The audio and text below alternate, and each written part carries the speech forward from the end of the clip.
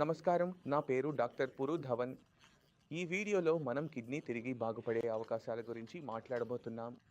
ఎందుకంటే కిడ్నీ సమస్యలు మొదలైనప్పుడు చాలాసార్లు చెప్పేస్తారు కదా, కిడ్నీ తిరిగి బాగుపడదని. అందులో ఎంత నిజం ఉంది? చికిత్స చేయించుకోవాలా? ఎందుకు అలా అంటున్నారు? ఇలాంటి అనేక విషయాలపై ఈ వీడియోలో నేను స్పష్టత ఇవ్వాలనుకుంటున్నాను. ముందుగా కిడ్నీ తిరిగి బాగుపడే అవసరం ఎప్పుడు వస్తుంది అనే విషయాన్ని ప్రారంభిద్దాం. కిడ్నీ ఫెయిల్యూర్ ఉన్న రోగుల్లో చూస్తే మనకు 80% కారణాలు తెలుసు. అంటే కిడ్నీ ఎందుకు చెడిపోతుందో మనకు స్పష్టంగా ఉంటుంది. బీపీ, రక్తపోటు ఎక్కువగా ఉండటం వల్ల, షుగర్, డయాబెటీస్ వల్ల ఇవి కిడ్నీని దెబ్బతీస్తాయి. కిడ్నీ చెడిపోతే అది చిన్నదిగా మారిపోతుంది. మనం అల్ట్రాసౌండ్ చేయిస్తే కిడ్నీ చిన్నదిగా కనిపిస్తుంది. కిడ్నీ చిన్నదిగా మారిపోయినప్పుడు అలాంటి కేసుల్లో తిరిగి బాగుపడే చికిత్సను రివర్సల్ డాక్టర్లు సిఫార్సు చేయరు. అరుదుగా ఎవరో సిఫార్సు చేస్తే తప్ప రికమెండ్ చేయరు. ఎందుకంటే మీ హిస్టరీ చూస్తే మీకు బీపీ ఎక్కువగా ఉందని స్పష్టంగా తెలుస్తోంది. డాక్టర్కి కూడా మీ బీపీ ఎక్కువగా ఉందని తెలుస్తోంది. ఈ బీపీ కారణంగా కిడ్నీ చిన్నదిగా మారిపోతే అది ఖచ్చితంగా బీపీ వల్లే కిడ్నీ చిన్నదిగా మారింది అర్థం.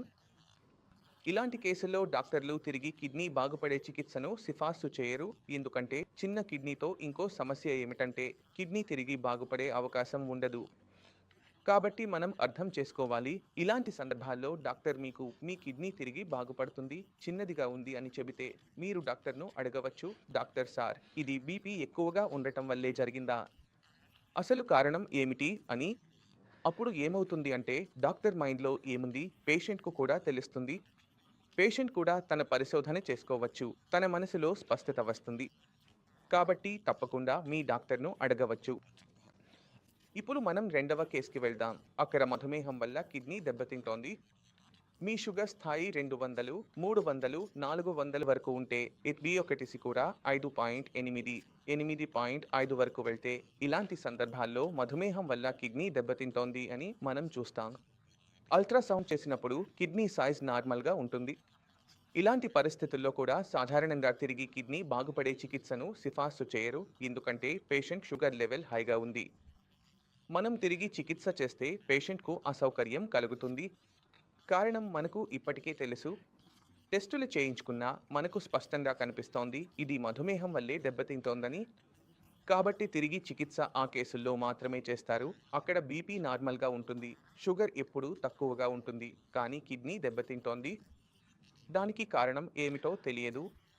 మనం తెలుసుకున్నాక మీ కిడ్నీకి ఏ కారణం వల్ల నష్టం జరుగుతోందో దాని ప్రకారం ట్రీట్మెంట్ ఇవ్వడం డాక్టర్కు సులభంగా అవుతుంది.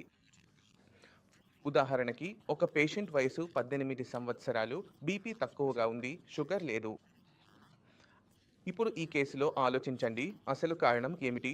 కిడ్నీ సైజ్ కూడా మనం టెస్ట్ చేస్తున్నప్పుడు ఇలాంటి కేసుల్లో మనకు ఏం కారణం ఉండొచ్చో అర్థం చేసుకోవడం కష్టం అవుతుంది. అందుకే ముందుగా కొన్ని టెస్టులు చేయిస్తారు, రక్త పరీక్షలు చేయిస్తారు, జెనెటిక్ టెస్టులు కూడా చేస్తారు. కానీ అయినా ఫలితాలు రాకపోతే ఆ కిడ్నీకి సిఫార్సు చేస్తారు. మనం ఒక చిన్న సింపుల్ కిడ్నీ భాగాన్ని తీసి మైక్రోస్కోప్ కింద పరిశీలిస్తాం. ఇప్పుడు కిడ్నీలో ఏ విధంగా నష్టం జరిగింది అనేది మైక్రోస్కోప్లో కనిపిస్తుంది. దాని ఆధారంగా ఏది ఈ రకమైన నష్టాన్ని కలిగించిందో అర్థం చేసుకోవచ్చు. ఉదాహరణకి నేను స్టూడియోలో ఈ గదిలో కూర్చున్నాను. ఈ గదిలో అన్నీ నల్లగా మారిపోయాయి. అయితే మీరు ఏమనుకుంటారు, ఇక్కడ ఏమైంది? అగ్ని అంటుకుంది అని మీరు నలుపు చూసి అగ్ని ప్రమాదం జరిగిందని ఊహించగలుగుతారు. ఇప్పుడు ఇక్కడ గాజులు పగిలిపోయాయి, మట్టితో నిండిపోయింది. మీరు ఏమనుకుంటారు, ఇక్కడ వరద వచ్చింది, అన్నీ మురికి నీటితో నిండిపోయాయి అని అర్థం చేసుకుంటారు. అలాగే మనం కిడ్నీని చూస్తే, కిడ్నీని చిన్న మైక్రోస్కోప్ క్రింద పరిశీలిస్తే దాన్ని చూసి ఎలాంటి నష్టం జరిగిందో తెలుసుకోవచ్చు. అదే విధంగా ఇక్కడ వాపు ఉందని గుర్తించగలుగుతాం. ఇప్పుడు ఆ వాపును ఎవరు తీసుకురాగలరు? ఐజిమన్గ్లోబిన్. ఇప్పుడు మనం ఐజిగ్లోబిన్ను తీసుకుని దాన్ని ప్రత్యేకంగా రంగు వేసి అక్కడ డిపాజిషన్ ఉందా లేదా అని పరీక్షించవచ్చు. అక్కడే చూసాం, డాక్టర్కు కిడ్నీకి ఏది నష్టం కలిగించిందో తెలుసు. ఇప్పుడు మనం మాట్లాడుకున్నాం ఐజిఐ గురించి. ఐజిఐ అనేది ఆయుర్వేదంలో ఒక పరిస్థితి. ఇందులో మీ శరీరంలోని రక్షణ వ్యవస్థ మీ కిడ్నీకి నష్టం కలిగిస్తోంది. ఇలాంటి కేసుల్లో నేను పేషెంట్కి ఇవ్వను. ఇతర డాక్టర్లు స్టెరాయిడ్స్ను సిఫార్సు చేస్తారు, మీరు స్టెరాయిడ్స్ తీసుకోండి అని. మనము స్టెరాయిడ్స్ ఇస్తున్నప్పుడు ఇది చాలా పెద్ద నిర్ణయం. ఎందుకంటే స్టెరాయిడ్స్కు తమ సైడ్ ఎఫెక్ట్స్ ఉంటాయి. పేషెంట్కు మనం ఎక్కువ కాలం స్టెరాయిడ్స్ ఇస్తూ ఉంటే కిడ్నీ బాగుపడుతుందో లేదో కానీ శరీరం మాత్రం తప్పకుండా దెబ్బతింటుంది. డయాబెటిస్ వస్తుంది, ఎముకలు బలహీనపడతాయి, ఇంకా పేషెంట్కు చాలా సమస్యలు ఎదురవుతాయి. కాబట్టి ఈ మెడిసిన్ను కొనసాగించాలా, స్టెరాయిడ్ ఇవ్వాలా, ఇవ్వకూడదా అనే నిర్ణయం కేసుపై ఆధారపడి ఉంటుంది.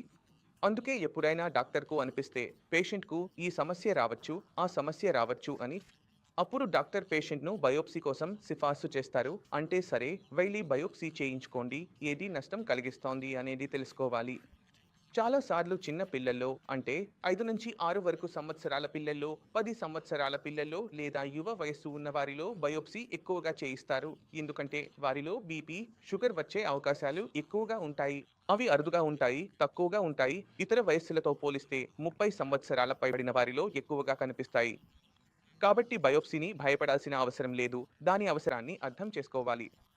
ఆ అవసరం మీకు, డాక్టర్‌కి, మీ ఇద్దరికీ అనిపిస్తే బయోప్సీ చేయించడంలో ఎలాంటి సమస్య ఉండదు. ఇది చాలా చిన్న సర్జరీ అని చెప్పొచ్చు. చాలా చిన్న ప్రొసీజర్ మాత్రమే. అది పూర్తయిన తర్వాత కనీసం స్పష్టత వస్తుంది. అంటే కిడ్నీకి ఏది హాని చేస్తోందో అర్థం అవుతుంది. అందువల్ల ఈ వీడియో ద్వారా బయోప్సీ గురించి మీరు అర్థం చేసుకున్నారని నేను ఆశిస్తున్నాను. కానీ అయినప్పటికీ మీ క్రియాటినిన్ స్థాయి పెరిగి ఉంటే, మనం దాన్ని తగ్గించాలనుకుంటే, మన శరీరాన్ని, మన కిడ్నీని అర్థం చేసుకోవాలి. మనము మన కిడ్నీపై పని చేయడం ప్రారంభిస్తే కిడ్నీలు చాలా వేగంగా మెరుగవుతాయి. ఇది మీరు ఈ రోగుల నుంచి కూడా చూడవచ్చు.